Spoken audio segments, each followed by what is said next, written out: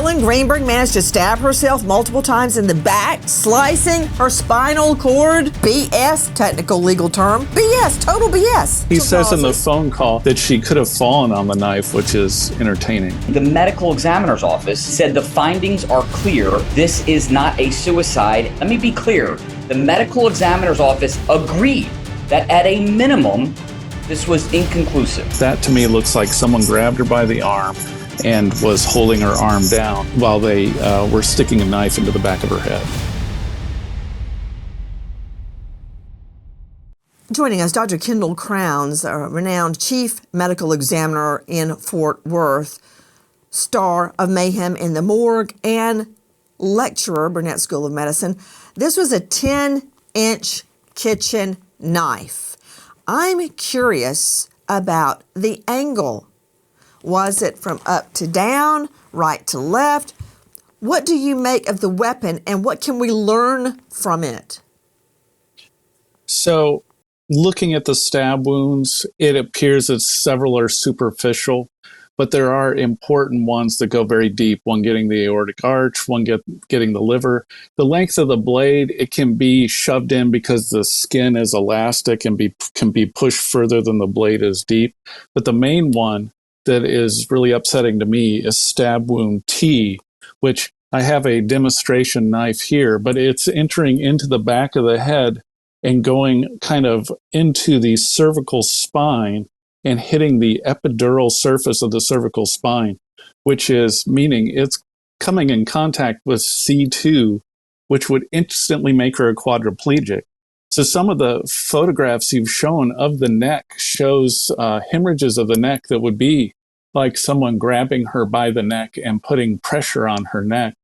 That could be a strangulation. And the problem is often with strangulations is they incapacitate the person, but they don't keep the strangulation going long enough to kill them. The person comes back alive, the individual panics, and then looks for another method of killing them, often a knife, because they're very available in the kitchen, and then begins stabbing them. Some of them are shallow and some of them are deep, but the one that goes through the neck into the cervical spine would have incapacitated her immediately, and she shouldn't have been able to stick a knife in her chest after that because she wouldn't have had any function to her arms or legs or anything at that moment.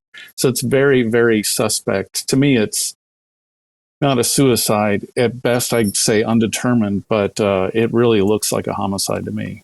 Well, if it's not, put him up, please. You know, Dr. Kendall Crowns, is very rare that I get to cross-examine a medical examiner and think I actually know something more than they did. But you said, at best, it's inconclusive. Isn't it true that there are only a very limited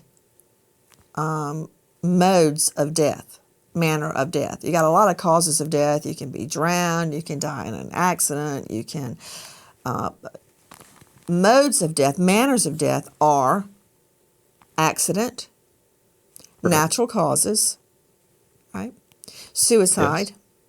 Correct. Homicide, and undetermined. Correct. So right. I don't have all the photographs Did I cover them all, Dr. Kendall Crowns? Did I get them all? You did. You did. Am I missing anything? Okay. So nope. do you think this was so you're an left accident? with suicide or homicide, right? No, it's not an accident. Not an well, accident. he says it's not natural he says causes. in the phone call that she could have fallen on the knife, which is entertaining. But it could be a suicide or homicide, right? And the problem is you have wounds on the body that would incapacitate her, and how could she continue functioning after those wounds occurred? And again, without all the information, I would like to see the photographs and the scene pictures and all that. But I feel like what I'm seeing right now, and yes, a bruise of that nature is not going to be caused by a first grader because they don't have the physical capacity. Dr. Kendall Crowns. Dr. Kendall Crowns, look, do you see the resolving bruises to the right? Those are blue. Those are what we call in resolution. Those are older. They're already turning blue. They're starting to dissipate. Okay? The bright purple one is the one that is recent. Explain how we know that. So bruises go through different color stages as they resolve or heal. Of course, everybody's resolution is different and how quickly they heal and how quickly they disappear. But when you're looking at bruises, you can say those bruises occurred during different time periods because the ones are kind of a blue-gray, whereas the one in the middle is a reddish-brown, a reddish-purple coloration. So the big reddish-purple one happened before the other two did. But the problem I have with that bruise is there's no way a first grader did that to her because they don't have the power, they don't have the grip strength, they don't have the ability to punch that hard. That to me looks like someone grabbed her by the arm and was holding her arm down while they were sticking a knife into the back of her head. Regarding the bruise we're showing right now, once someone is dead, they cannot bruise. Isn't that correct, Dr. Kendall Crowns? That's correct. Once you're dead, you no longer have your blood pumping because the pressure is gone and the bruises won't form. Another thing in the new medical report, translation cover up, rubber stamp, CYA, cover your anus. These bruises are, as we've already mentioned, attributed to her first grade students.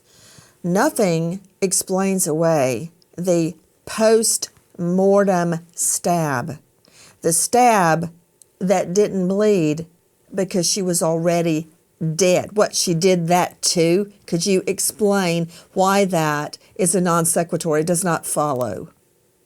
Well, again, anytime you stab a person after their heart stopped beating, there will be no blood in the wound cavity because there's no pressure left to fill it up with blood. So any wound that has no blood happened after she died.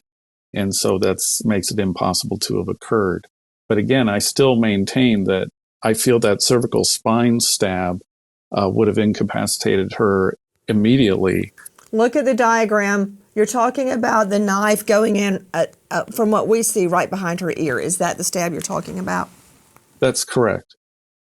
Got a question for you, Benet.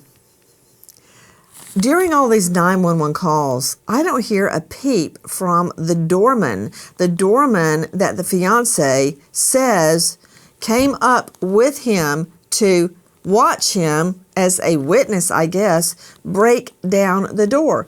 Why am I not hearing the doorman at all on the 911 calls if he was standing right there at the door like the fiancé said? Because he swears and said so, in a deposition, that he was not there, that he never left his post. The doorman swears unwaveringly and said so in a deposition that he was not at that door, that he was asked by Sam Goldberg to accompany him there, but did not, that he could not leave his post, and he was not there, period. Benet, you spoke with the doorman. Yes. What did he tell you happened the night Ellen was murdered? He said that Sam Goldberg asked him to accompany him to the apartment and that he said he could not leave his post. He said that video shows that he did not leave his post. He was not there. And he said anything that is an out and out lie. That never happened. Anyone who says he did that is lying. Benet Nauer, how did this whole thing start with the doorman? Sam Goldberg went to him, explained that he was having trouble getting into the apartment where his fiance was. He couldn't get in. He asked the doorman to go with him, to accompany him to the apartment.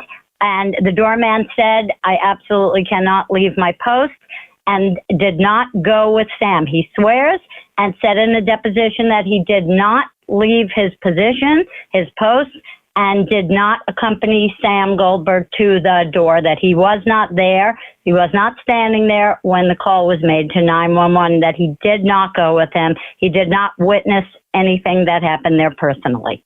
So there were no witnesses to the fiancé breaking down the door, and the doorman did not go up as a witness. Correct. And he swears to that, absolutely, and says anybody who says otherwise is lying, and that there is no video evidence of it, that he was not there. So the video bears out what the doorman is saying. Correct.